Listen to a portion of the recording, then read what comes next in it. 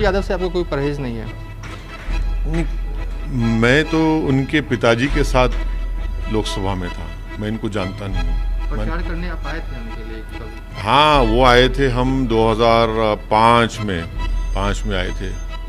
उसके बाद तो हम ये तो अभी इनसे हमारा कोई कांटेक्ट नहीं है। देखिए, ये कांग्रेस, आरजेडी और नीतीश कुमार को ये बात बताना पड़ेगा कि वो जो पावर में आए थे उन्होंने क्या किया बिहार के लिए, और मुख्यमंत्री को बताना पड़ेगा कि जो मोदी ने ऐलान किया था 1 लाख कितने करोड़ का पैकेज का, उसका क्या हुआ। जब आप चुनाव में प्रचार करने के लिए आइएगा, लोगों के बीच जाइएगा, तो बिहार की जनता को क्या कहिएगा? आपकी पार्टी को क्यों वोट करे जनता? 5 साल पहले बिहार की जनता को धोखा दिया गया और वोट लिया गया गठबंधन को, मगर आज बीजेपी सत्ता में है।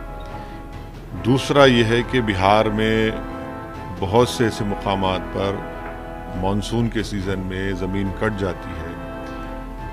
यहाँ से माइग्रेंट लेबर्स हिंदुस्तान के कोने कोने में जाते हैं, और जब लॉकडाउन हुआ किस तरीके से उनसे बर्ताव किया गया, किस तरीके से यहाँ के नौजवानों का इस्तेसाल किया गया, ये बहुत सी चीज़ें हैं जिसको हम सामने रखेंगे बिहार की जनता के। ये आज हमने हमारे सेकुलर डेमोक्रेटिक अलायंस का ऐलान किया। इसके कन्वीनर जनाब देवेंद्र प्रसाद यादव साहब हैं, वो बैठेंगे। हमारे बिहार प्रदेश के अध्यक्ष अख्तर ईमान साहब हैं, वो डिप्टी कन्वीनर हैं। दूसरे पार्टी के लोग और भी आएंगे, सब सर बैठकर बात करेंगे और फैसला करेंगे। लेकिन जो मुद्दे आप उठा रहे हैं, एएम उठा रही है बिहार में, सेम मुद्दा जो है वो तेजस्वी यादव भी उठा रहे हैं, तो नहीं लगता कि आपको गठबंधन में आना चाहिए, कोई प्रपोजल देना चाहिए? अगर देखिए, अगर कोई हमसे बात करना चाह रहा है तो मैं उनसे कहूँगा कि देवेंद्र प्रसाद यादव साहब से बात करें। वो बिहार के सीनियर लीडर हैं, पिछले 50 साल से बिहार की जनता के दरमियान में काम कर रहे हैं, उनसे बात करें। बिहार में बीते 15 सालों से नीतीश कुमार की राज है, इस शासन को आप किस रूप में देख रहे हैं? नाकाम।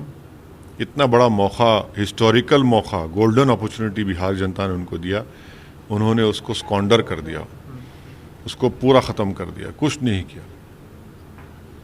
विरोधी कह रहे हैं कि आप जो हैं वो आरजेडी का ही वोट बैंक काटने के लिए आ रहे हैं, क्योंकि जो माई समीकरण है आरजेडी का, आप मुस्लिम वोट बैंक आप ये क्यों समझ रहे हैं कि MY ही हमारा वोट होगा? बहुत से दीगर लोग जो इस 15 साल बनामे 15 साल से नाराज़ हैं, जो घुटन महसूस कर रहे हैं, जो ये उम्मीद लगा के बैठे हैं कि बिहार में एक विकल्प होगा, एक ऑल्टरनेट ऑप्शन उभरेगा, हम उन सब के इंशाल्लाह उम्मीदों पर उतरेंगे।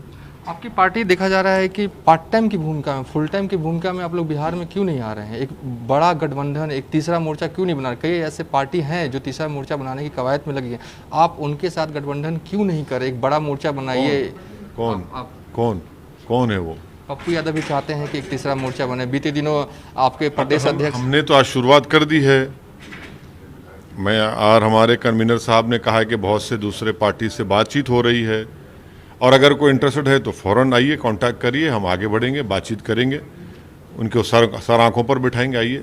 तेजस्वी यादव से आपको कोई परहेज नहीं है? मैं तो उनके पिताजी के साथ लोकसभा में था, मैं इनको जानता नहीं हूँ। प्रचार करने आप आए थे उनके लिए कभी? हाँ, वो आए थे, हम 2005 में आए थे। उसके बाद तो हम ये तो अभी इनसे हमारा कोई कांटेक्ट नहीं है।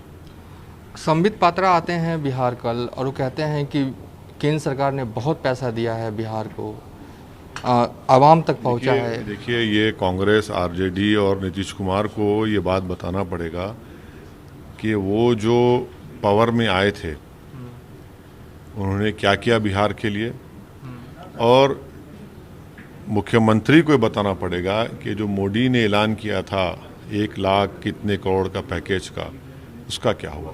एक सवाल है कि आप जब रैली कीजिएगा चुनाव के दौरान बिहार, तो बिहार की जनता को क्या कहिएगा? बिहार की जनता को आप क्या कहिएगा? जब आप चुनाव में प्रचार करने के लिए आइएगा, लोगों के बीच जाइएगा, तो बिहार की जनता को क्या कहिएगा? आपकी पार्टी को क्यों वोट करे जनता?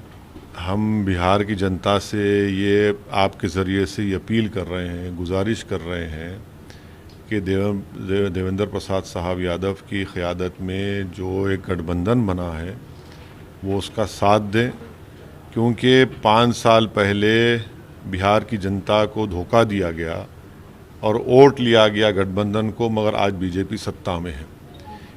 दूसरा यह है कि बिहार में बहुत से ऐसे मुकामात पर मानसून के सीज़न में ज़मीन कट जाती है, यहाँ से माइग्रेंट लेबर्स हिंदुस्तान के कोने कोने में जाते हैं, और जब लॉकडाउन हुआ किस तरीक़े से उनसे बर्ताव किया गया, किस तरीक़े से यहाँ के नौजवानों का इस्तेसाल किया गया, ये बहुत सी चीज़ें हैं जिसको हम सामने रखेंगे बिहार की जनता।